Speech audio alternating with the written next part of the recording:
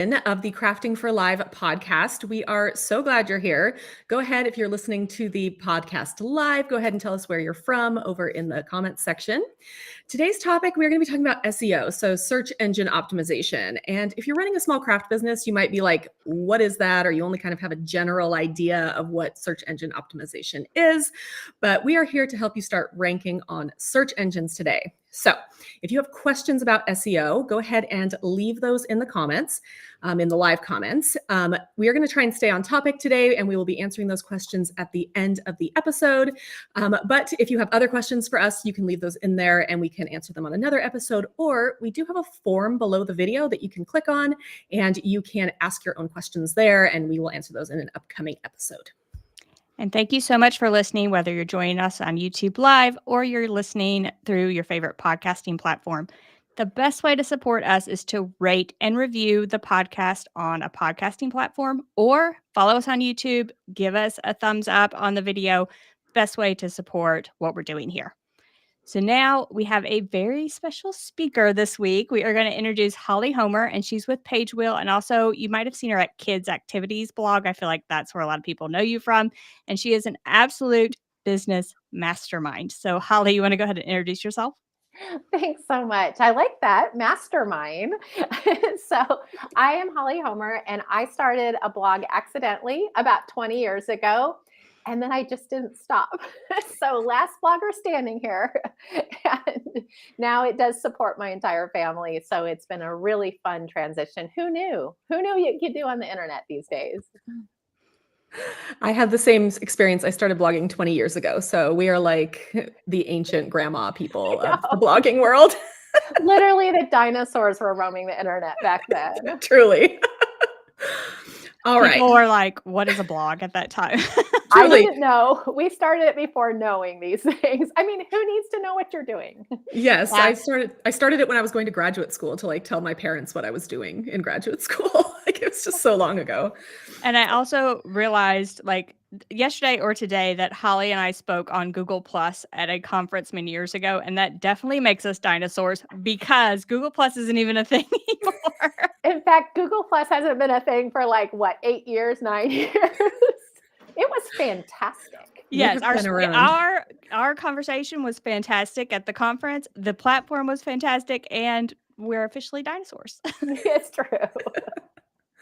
All right. So let's start off with, because we have a lot of people here who are starting their own craft businesses and they don't even know what SEO is. So let's talk about what SEO is and why it's important. So I feel like everybody needs to take a deep breath and realize that SEO sounds way scarier than it really is. And I think people make it sound scarier for their own benefit. But basically, all SEO means, and SEO stands for search engine optimization. And all that means is like, if you're selling something or you're publishing something, that someone who's searching for that can find it. So whether you're on Etsy and it's an Etsy search that might land them on your sales page, or you're maybe have a blog and Google is sending you traffic, or even in Pinterest. You think about Pinterest is a really big search engine where you have put pins up on your boards on certain topics and people are able to find them because they put in what we would say keywords, but really what they're trying to find, they just describe in the text. So all of those algorithms seem like they're super mysterious, complicated. So what are your like getting started tips for all of these things, like Pinterest listings, craft listings, videos, blogs? Like what is like getting started tips? So first of all, you are already an expert on SEO. Like, let me just throw that out there because it's not like you're not a user. You're going to YouTube and you're finding the videos you want to watch. You're going to Google and you're finding the information you want. You're going to Etsy and shopping. You're going to Amazon and shopping. You're going to Target and shopping. So all these places, you're already like figuring out how to describe something so that you get the right results.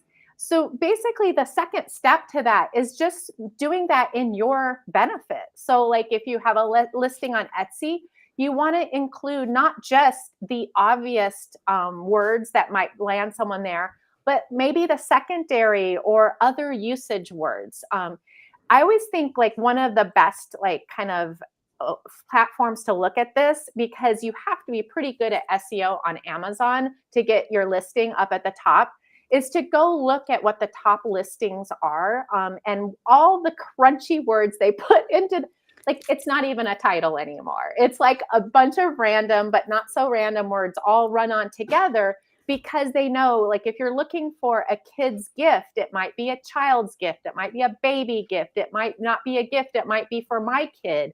Like all these different ways you might phrase it. You want to make sure that you cover that so that you don't leave something out that somebody who really wants your product would type into the search bar.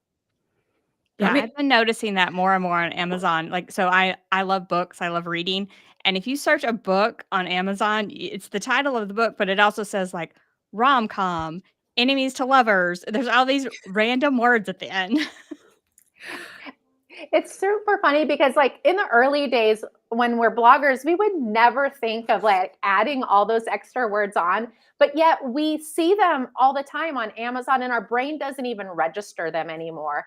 So that's what you have to kind of get around, is not just what you think, because it's not just, you're not your only customer. There's other customers out there. So thinking about how other people might phrase it, what might they searching for, what other products similar to you might be listing as, and then finding just like kind of that constellation of related words that would help you promote your product in a really simple way, just to describe it. It's really not gaming the system. It's just finding all the descriptors so that you can be found.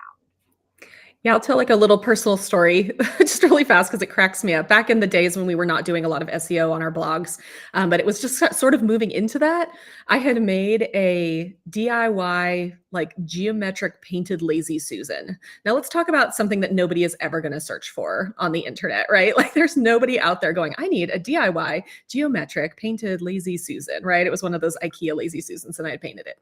And I remember thinking like, nobody's going to, like once SEO started, I'm like, nobody's going to be searching for this. And so what I really needed to do on some of this like older content was figure out like, okay, what are people searching for? Are they searching for how to DIY a lazy Susan? Are they figuring out how to paint a lazy Susan? Are they figuring out, can I make a lazy Susan for a gift? Like all of these other things. And it took a long time for my brain to kind of get out of that like original blogger mindset where I'm like just making stuff for fun and putting it up and calling it what it is, to that like, okay, now I need to actually think about the keywords. Like what are people actually searching for? Because nobody's going to find it. And I think that applies to a lot of the things that crafters make, for sale, because it's like, okay, I made this particular tumbler with this very obscure thing on it or whatever. And people aren't necessarily searching for that. So you have to figure out the other keywords, like the gift ideas and the, all of those sorts of things that go along with it. Yeah, and I love that example because like in that example, like my brain goes straight to like IKEA hacks. Yeah. People are always looking at how to repurpose something that they bought cheaply at IKEA or at the dollar store or something like that. And so like I might say, hey, IKEA hacks for organization of my kitchen, and land on that because you thought, oh, this is an inexpensive way to make sure you can get to the spices on the back of in the back of your cabinet. Yes, exactly. All right. So we have question number 3 here. Is there a difference between doing SEO between like a blog post, a YouTube video, a sales page for Etsy, all of these different places? Are there like things you should know about each platform, or is it kind of, overall things that we should know in general? Yeah, one of the things that I always think about, and Google's really good about thinking about this as how people search and what is the intention behind their search. So you might see on Google, like if I say, hey, I need a size 9.5 shoe or cowboy boot, which is more likely on my end. So Google will know if I'm typing in size 9.5 cowboy boot, they know I'm ready to purchase. So it's a purchase intent. So I'm going to get a whole bunch of listings from different boot stores and different boutiques and Amazon and any place that might sell a 9.5 boot.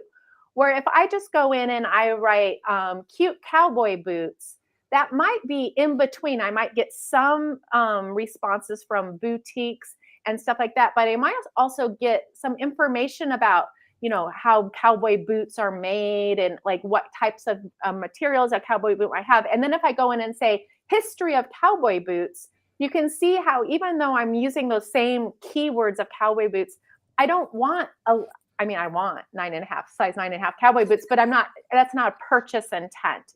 And so the way you can see how just by adding a word or two, it changes the intention. And so when you're writing, like if you're writing a listing for a purchase intent, you want to make sure that those purchase decision keywords are in there. And I love how you brought up like the gift. Like I might be looking for like a 3-year-old boy gift, and I might end up on, one of the crafts that you have listed on Etsy because it's a perfect fit for that, because you mentioned, hey, this is great for toddlers, or this is a great, homemade gift for your son or your kids at 2 years old. And then if you're writing content or DIY information, you want to make sure that Google or whoever might be searching that knows that it is content related to how to do something. So bloggers often get into this problem where they just call out the project, but they don't put the DIY or the craft language around it. So they get mixed up for a little while. They might do really well first page for a short period, but if that's a purchase intent that you're mixed up in the middle of, you're not going to stay there very long, because Google sees those indicators of people clicking through and they're like, there's nothing to buy here. And so they click back, and all of a sudden you start falling off the front page because you're not a good match with what people are searching for. Yes, I have found this personally because I ranked for a lot of machines, right? So I used to rank for Cricut Maker, Cricut Explorer, like all these things. And those are now purchase intent. If somebody's Googling Cricut Explorer, Google thinks that they want to go purchase a Cricut Explorer instead of going to my blog. So now I have to rework a lot of my content to just be like the best Cricut machine, because if you're looking for the best Cricut machine, you may be looking to buy, but you really need that information before you buy. So it has that more informational keyword intent. But yeah, it's been a struggle having a lot of keywords that were moved from, like, before they started this whole informational, commercial transaction sort of thing. I definitely got hit by that.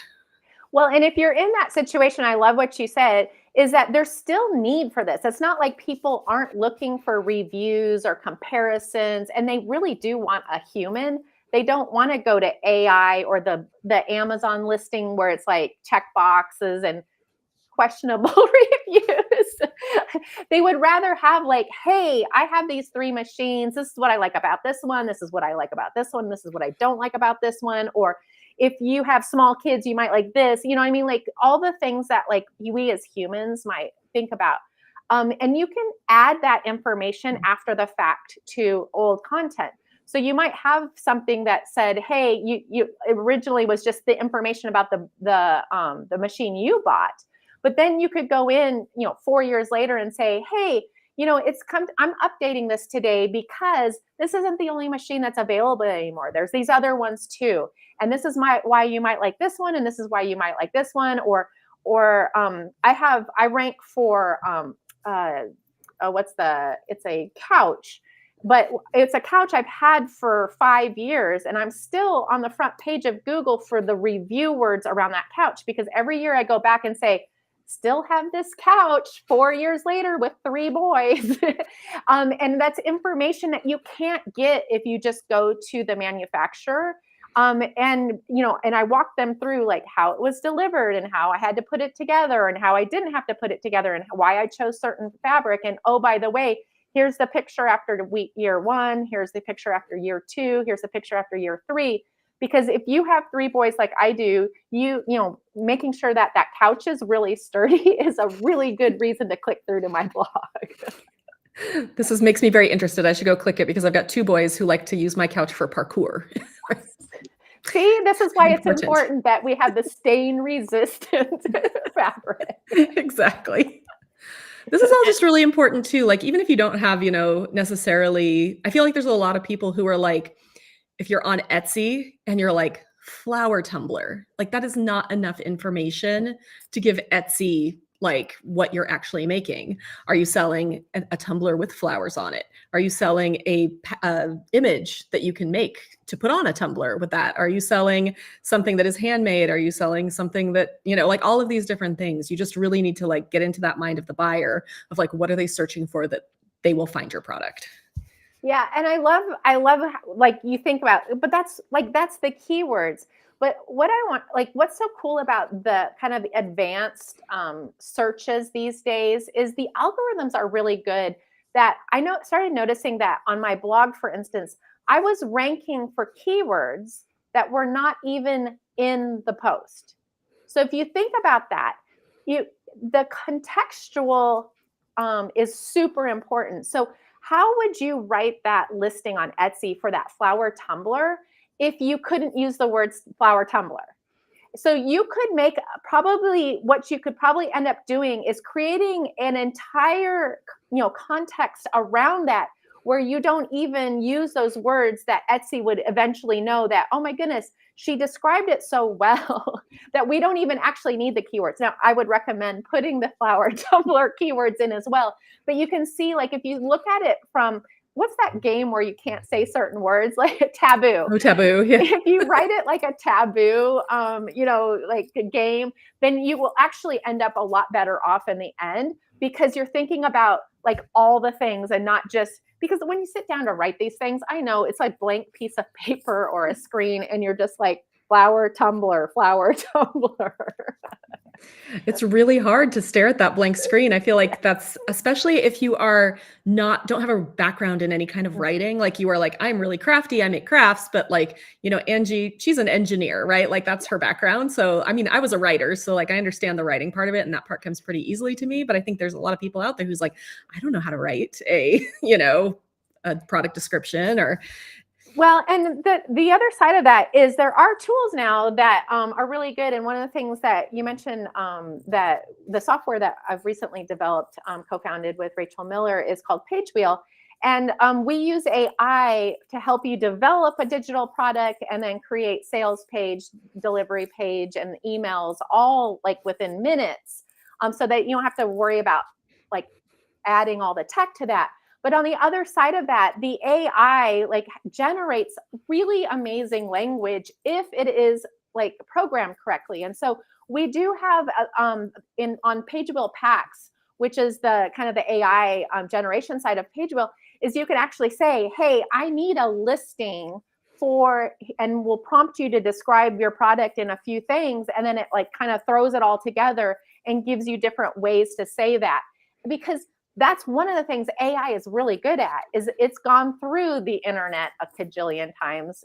I'm eye rolling because I'm a content creator, and so it already knows how to parse the words and it knows what things are in context to each other. So this is where some of these tools are actually almost better than a human, because we are going to like rationalize like nobody wants to read that. Well, no, actually it's not your customer that's really reading it. It's the algorithm that's going to deliver your customer that's going to read it. And sometimes just not starting with a blank page is beneficial. Yes. Like it just generates those ideas. And even using it to say, like, what questions are people asking about flower tumblers? And making sure that you address those, like the care instructions, this and that. And sometimes you can't think of those. I don't know what people want to know about flower tumblers, but guess what? AI does. Yeah.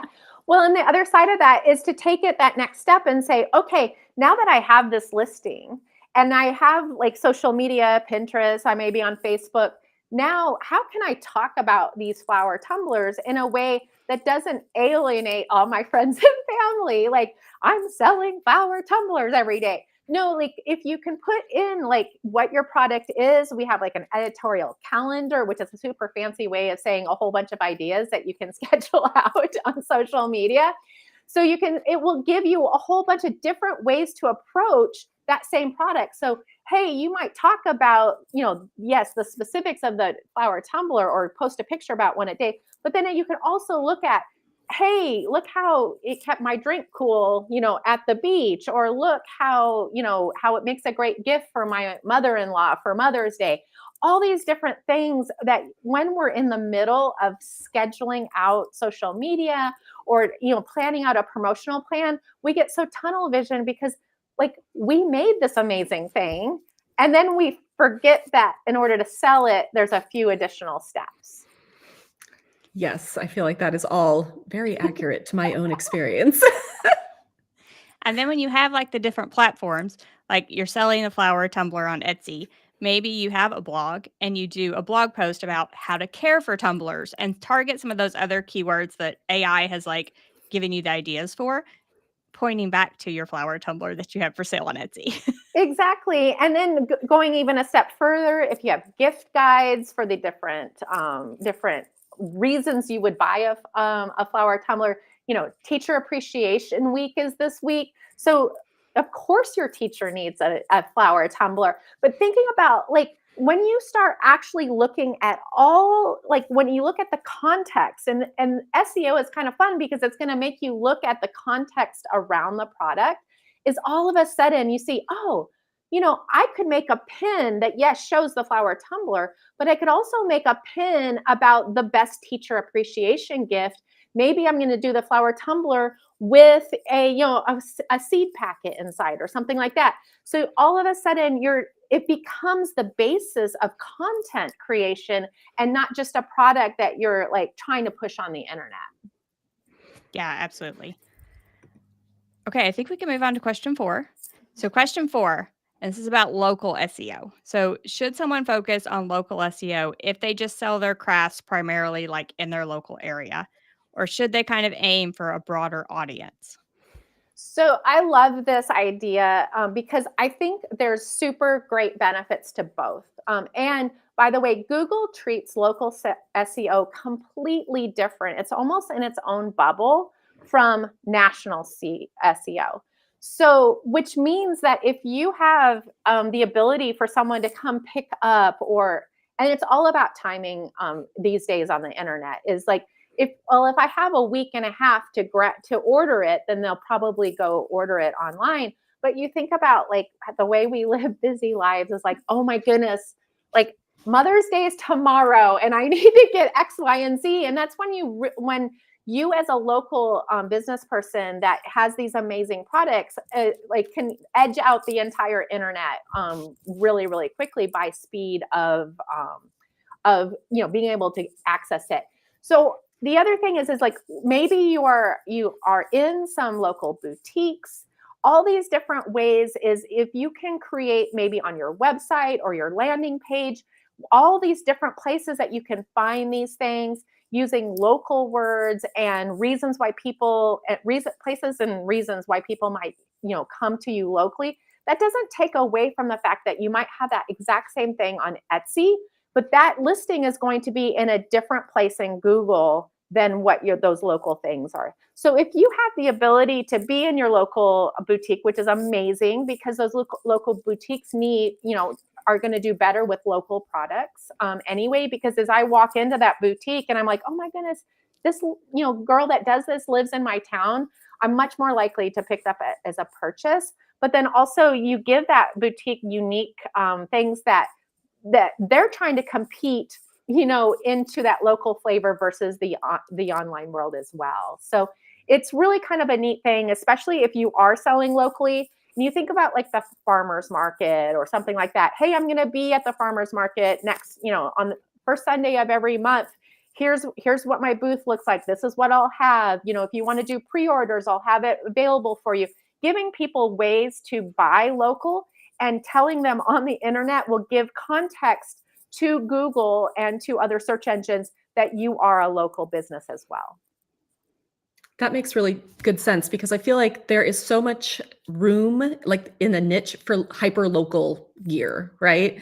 I talk about this, I think I've talked about this before on the podcast, so I live in Bellingham, Washington, and people who live in Bellingham, Washington are obsessed with Bellingham, Washington. Like we love it here. We want to put it on all of our cars. Like every car here has like a Bellingham sticker on it. People are wearing sweatshirts. I mean, we are just like in love with our town. And so if you go to a craft fair, there's always people making Bellingham hoodies and Bellingham t-shirts, and those booths are always packed, and people come up with their own interesting ways to represent Bellingham on their shirts. And I feel like that's a really good instance of having that sort of hyper local Google content, right? Where people know this is for Bellingham. Like there is not somebody in Schenectady, New York that's going to be like, I need a Bellingham t-shirt. There's just, it's just not a thing that people moved. Need. Unless they moved, maybe. But yeah, so I mean, like, I feel like being able to kind of hone in on that local piece, I mean, even if you do sell your Bellingham shirts online, is still a really good thing, like you were talking about. Yeah, and think about taking a next step onto social media when you're using local hashtags, and that's going to also, you think about you're going to transcend some of the kind of the craft niche or the boutique niche when you start using hashtags that go across, Bellingham. Then all of a sudden, you're going to hit maybe the news. You're going to get more exposure through that. And then that all helps with the constellation of, quite honestly, Bellingham is part of that SEO constellation for those products anyway. And so Google starts learning that, hey, if someone's from your area and they're looking for a sweatshirt, and you and everyone else they sent to you in the past has stayed on your site for a really long time and may have even taken action by purchasing, they're going to keep sending people that way. So remember, Google sees all. They can see how people get there, how long they stay, what they do. Even the delivery email afterwards saying, hey, thanks for your purchase, probably went through Gmail. So all these things help you develop authority in whatever you might be selling. And I'm going to say, a lot of times you're like, but I just sell local t-shirts. No, the reason why you sell local t-shirts is people are looking for local t-shirts. So embrace the fact that you're an authority in that and sell as many as you can. And I feel like that could even help you, people start following you on social, and then you're doing this craft fair that's local and you say it on social, and that helps bring those people into those too, because we get tons of craft fair questions. And I feel like that also factors into it. So even the SEO could even bring people actually out to a local event. Yeah, I love the your farmers markets, your crafts fairs and stuff like that, because this is where kind of the internet goes in real life, IRL. And then all of a sudden, I think about the guy that, when I run out of local honey, we have to stop our life and make sure we get to the next farmer's market. And he's basically a celebrity in our home because the honey is so much better than anything else. And so I'm not going to only in an emergency am I going to buy other people's honey, because I have a relationship with this guy. We're gonna buy it every single time. My son, knows when it gets low that we have to make sure that on the way back from church, we're stopping by the farmer's market. So thinking about when you can change the way people are working in real life so that they can come and interact with you and your product, that takes sales to a whole new level, because that way, when they see you online, they're going to interact with you because they know you. And when they see you in real life, they're going to interact with you. And so it's just a really, really easy way to promote your business in kind of old school, what we used to do. And it worked really well. And I totally have a honey addiction as well. So I'm right there with you with the local honey. Man, you do not want to see my honey stash. You don't want to see it. Cannot run out. No, it's really an emergency at my house. All right. So speaking of supporting people, we wanted to just take a few seconds here.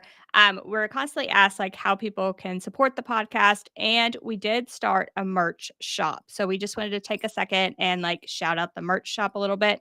So if you are in the market for shirts, hats, mugs, stickers that have a small business crafty type feel, we have you covered. So our merch shop is link.craftingcamps.com/merch. And we do have it in the description below the YouTube video or in the podcast notes.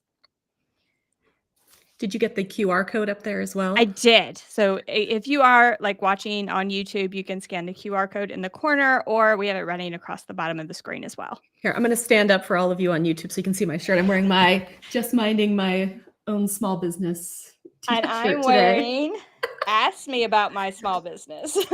I just ordered that one. I'm really excited to get it.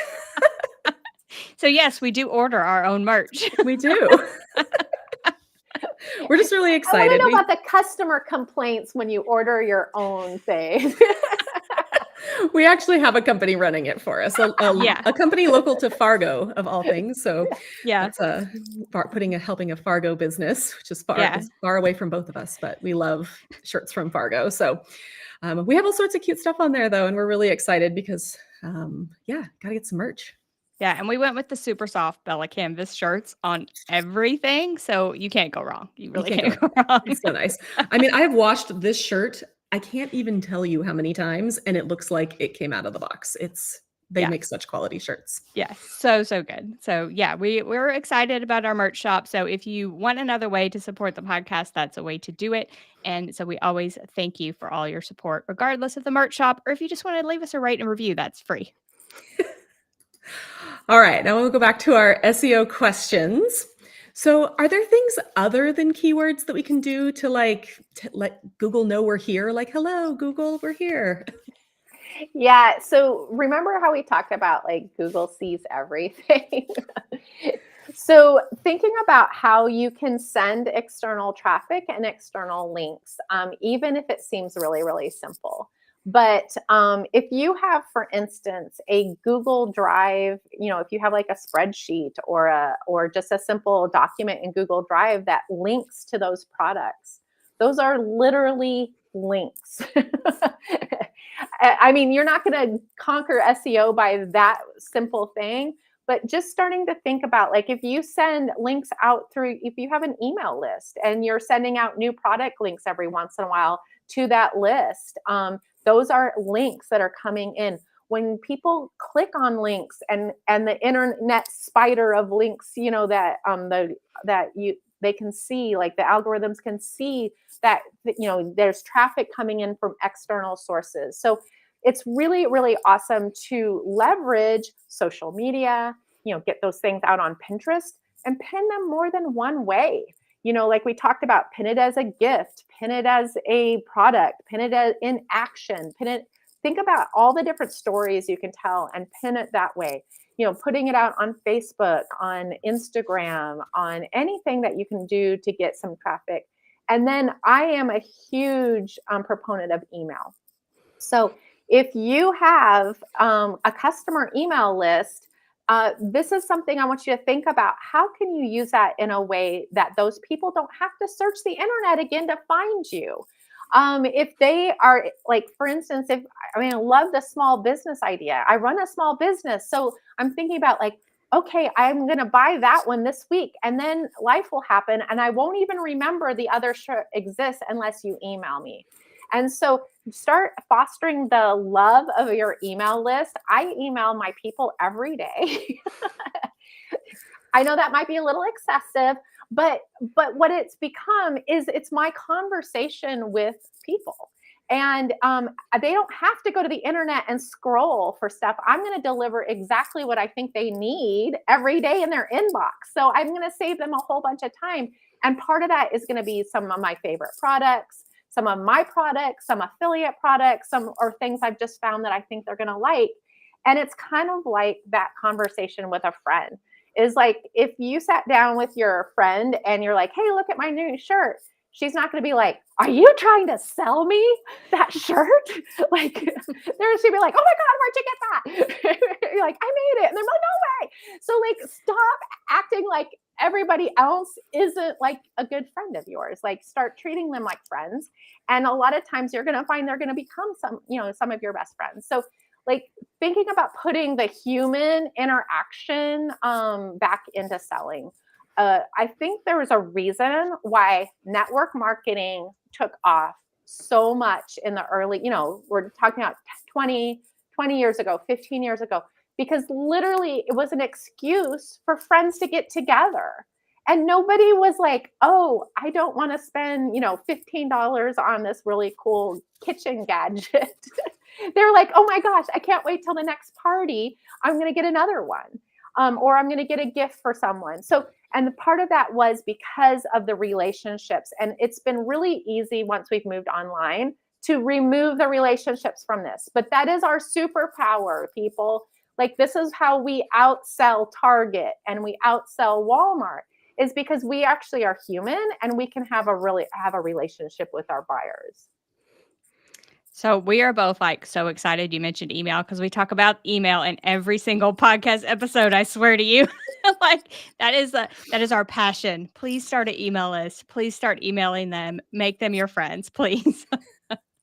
And I did Yes. want to, I wanted to talk about one other thing kind of in this category of like things that are not keywords, because you were talking about backlinks and all of these things. And one of the things that I recently was talking with an SEO person about was kind of increasing, and I'm going to get a little technical here, your EEAT, right? So Mhm. I literally had to look it up because I don't know what it is off the top of my head. Your experience, your expertise, your authoritativeness, and your trustworthiness, Yes. right? So Google wants to know that you have these three things, EEAT. You can just search EEAT on Google and you can read more about it. But one of the ways that you can do that is to have a really robust About Me page. So you can tell your story on your About Me page, and then you can have links to everywhere you are found on the internet. And if you can, in those places, have links back to your site. You're basically creating, like you were saying, sort of this web or this fabric of having like Google know, oh, this person on LinkedIn is the same person that's selling these tumblers. Okay, we're going to give her a little bit more authoritativeness, right? Or hey, your project was featured in Good Housekeeping online, so you have that link. You can just link to Good Housekeeping, and that way, if your name comes up in the Good Housekeeping, search, even if the thing's been deleted, it may come up in the time machine or whatever it is. Google will be like, oh, that's the same Corey George as is over here doing crafting camps, who's doing, who has this Etsy shop, who has this own personal shop. It's the same as the blog and the YouTube channel. And yes, I'm in a lot of places, and you don't have to be in all these places, but it is basically telling a story that Corey George is this person in all of these places. And that overall, over time, kind of increases your trustworthiness with Google. Yeah, and it doesn't have to be fancy, y'all. Like, in order to get authority in like a cooking space, you don't have to be a chef, because most likely you're not teaching culinary skills. You are teaching maybe how to get dinner onto the table for 3 boys at 5 o'clock, which I never did do very well. But like, if you can show why are you an expert? Why should they trust you? Oh, I have 15 years experience getting dinner on the table with 3 boys. Or you can see, or like, I really like honed in on like efficiency, or I have made these type of crafts for the last 15 years, or all like, don't, like, we are so easily to not sell ourselves. And when it comes to your bio for your sales page, for your blog, for your book, for whatever, that, don't undersell yourself. Like, put out what makes your content unique, what makes your craft unique, what makes it, the thing that they really do need. Because there are people out there that are trying to sell crap, and they can't tell that crap is not the same as your crap, your nice stuff, if you don't make it obvious. So it saves your potential customers money in the long run, knowing that, oh, she's not a spammer. She actually has a product that she's going to deliver and she's going to stand behind because she has this experience. And I feel like for shops, that testimonial, adding something, I mean, Etsy does it for you, but if you have a Shopify store, adding something where you can get those testimonials and let those people tell Google that your stuff is the best stuff out there. Yes. And that's part of the authority factor, and part of the also, every single word that's on that page is part of the constellation of context around that product. So, because what doesn't happen is, like, you were at the flower tumbler and that purchaser says, I really love the Red Sox. No, they're going to say, this flower tumbler is the best flower tumbler I've ever had, and I was able to put it in the dishwasher 432 times. So Google, or the search engine, sees the additional keywords popping up in the reviews and the descriptions and all those things, which just basically reinforces, oh, this flower tumbler is good. It's sold by someone who's authoritative. The reviews and all the keywords, it just confirms the story all the way around. That's why we're always asking you guys to rate and review our podcast, if we're being honest. I mean, we love your rate and reviews, and we love hearing what you have to say, but it also trains Google and all the podcast networks to recommend our podcast so that other people can find it. So true. Yes, all the rates and reviews, please. And it's an easy way that it really makes a difference. And so when you do go buy something from your favorite shop, or you listen to your favorite podcast, is spend 3 minutes to write that. It really can really help. Yeah, it's easy on Etsy or wherever. Just like hit the star and write 2 sentences, and that shop owner's day will be made. And then for you, encourage your, people that are purchasing from you to go ahead and leave those reviews as well. All right, so this is a big question here. Why does Google, Amazon search, Etsy search hate me? First of all, it's not, it doesn't happen. They don't hate. It doesn't hate. It's a bunch of numbers. But I know it feels like it sometimes. And really, most often, it's either because you're brand new, so you have no authority, you have no history, or you have bad signs where they sent you the first few people and they clicked back because it wasn't exactly what they were looking for. But if you just step back and look with perspective, 98% of the time, it's because you did not connect the dots between what your buyer is looking for and what they're searching for. And so if you just find that you're hitting your head against the wall, I would go back to really looking at, are you actually selling what you say you're selling? Just basic research about what that person is searching for. And if they're searching for those things and they arrive at your page, are they disappointed? Because it does, in fact, it's damaging if you're ranking really high for a keyword that disappoints on the other end. You won't keep it very long, and it's a very frustrating search. It'll probably decrease the level of all of your search terms across the board because it's a disappointment, and the algorithm will be degraded over time. So just thinking about how can I connect the dots between human and product, and that's really what search engine optimization is all about. And then I think this comes back to the things that Angie and I always talk about. Are your product photos really good? Like, are people excited to see your product photos? Is the quality of your products really good? Is your description really good? Like, all of these things speak to the quality of your products. So if somebody's like, wow, this is exactly what I need, but you took a dark photo of it on your dining room table with your messy kitchen in the background, even if it is exactly what they are looking for, they're probably going to click back to Google and try and find a different result. And that sends those signals to Google going, okay, that's not what she said she's selling, but people aren't liking it. So you do need to work on those things, like maybe your photography and your branding and your photo editing and all of those things. Yeah. And I think this is where the email list comes back in, because if you can be cycling those new products in through your previous buyers, then you can get those better ratings. You can get those people that are willing to, really look at what you have and spend some time, and traffic coming externally that platform isn't sending directly to you. All those things are going to help you with your SEO overall. All right. How can you track the effectiveness of your SEO and then make it so you can make adjustments? I actually find this, just even as a blogger, difficult, because I'm like, maybe I'll make a spreadsheet, and then 10 minutes later, I'm like, I'm going to go make some toast because this is too difficult. Yeah. So I really look at, for the most part, actionable keywords. It's because if you look in your Google Analytics or another analytics tool, you'll see, it could be hundreds of thousands of keywords you might rank for. But really, for the most part, it's not if people aren't actually clicking through, then it's probably not something that's actionable for them.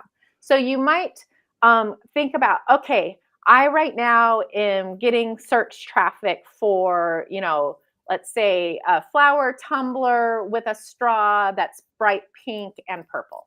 So it's what we call a long-tailed keyword, meaning that they would have to use all those words, including pink and purple, to actually end up there. But if you're the number one ranking for that keyword, that long-tail keyword, start thinking about how can you describe things with ever shortening keyword phrases. Because the shorter the keyword phrase in any niche, usually the higher the volume or the more people are searching it. So it's really good to know that you're actually getting traffic for that 5-word keyword phrase. And then as you go, you'll start thinking about how can I tweak it or send traffic through links that have less keywords but are still on target, so that basically you're still telling the same story, but Google's seeing the value of, oh, she really delivered on that. Now, can she really deliver on this? Can she really deliver on this? And my hands are getting closer together. Like, for those of you on the podcast, but as you get better and better at this, is what I call a keyword ladder. Is you can climb that keyword ladder of shortening keyword phrases, which can make it really, really exciting. So do you have any favorite tools, favorite websites that you use? I really use Google Analytics, which I hate. I kind of cringe because they changed about 6 or 8 months ago. And it's like, I literally was watching YouTube videos the other day to find one simple thing that on the previous version was just super obvious. I don't love that. But the other side, the Google Search Console is also really, really helpful. That has not changed. So you can go in and find, and Google Search Console, for those of you who are not familiar with it, is a tool that actually is done by Google that shows the keyword phrases that Google's sending traffic from. And so what's really cool is you could go in and say, oh, this link has these 10 keyword phrases. Oh, and these 3 are actually really on target. Let me make sure that I send out an email today that talks about that subject and sends them over. So different ways that you can get traffic through the kind of that context path to help you keep going up. But yeah, there's specific tools. Like if you're on YouTube, there's like specific YouTube tools. And I'm sure there are for Etsy and the other platforms as well. But the main thing is that you just, whatever you have that you're doing a little bit of tracking, you don't have to do a ton of tracking, but I would just say you want to do what I would call success tracking. Whatever is being successful for you, you're tracking that just so that you know the next step. It makes it obvious to you once you see that. And then don't worry about all the stuff you're not ranking for right now. Because you'll learn better how to address that once you get better at kind of climbing the keyword ladder that you're already having success on. Yeah, I love that those, like Google Search Console is free as well. So yeah. Yes. And I would totally agree with Google Analytics changing. Like, it is a nightmare. It's absolutely the worst. I almost never go in there anymore because I'm like, I don't know what's happening in here. I know, like I literally was going to go buy something the other day. I'm like, no, like this is a free tool. Go learn to use it. And I was, nearly in tears at the end of the session. But if you've never used Google Analytics, it is a free tool, yes, and you don't know what it looked like before. So you don't have anything to compare it to. Yeah. And maybe for you, it will be awesome. We just have years and years of how Google Analytics used to function. But there are so many videos and things out there for you to learn how to use it. And it can be a very, very helpful tool, and it's free. Yes, and I have heard that it is an easier way once you have things set up, but yeah, I haven't gotten there yet. So I'm not there. But I guess, like, seriously, if you've never used it before, you probably don't know what you're missing. We just know what we're missing.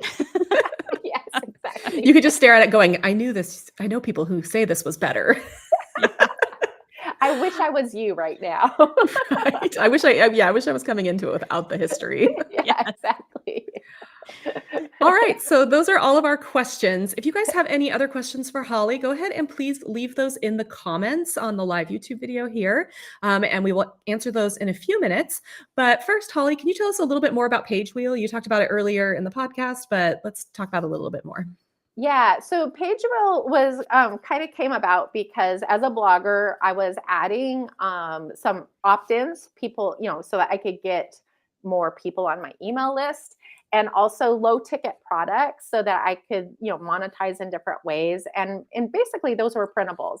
But the old way was that you'd have to create like a sales page and a delivery page and, kind of almost a mini funnel.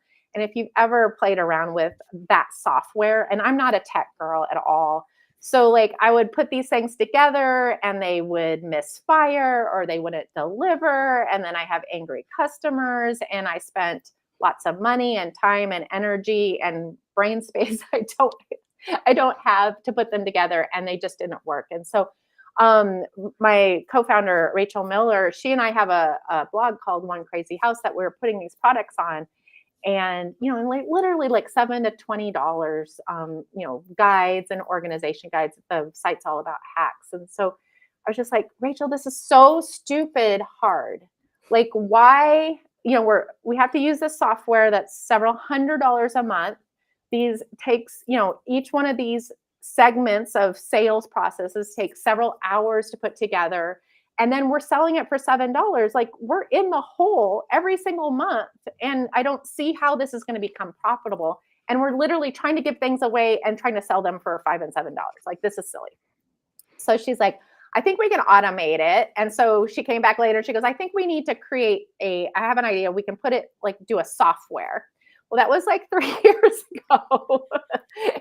And the good news is in the middle of us coding this software, AI came about. And so it made our integrations a lot easier and made it a lot better. Because what you now can do is go create a digital product inside of PageWheel. That could be a planner or a workbook or an ebook or, a recipe book, a DIY book, a craft book, like all the different ways you can use our templates, and AI is attached to those templates, so it can write it for you. Or you could upload, if you have PDFs, you can just upload them in and mix and match them with our pages, and we put a cover page on it, make it all pretty.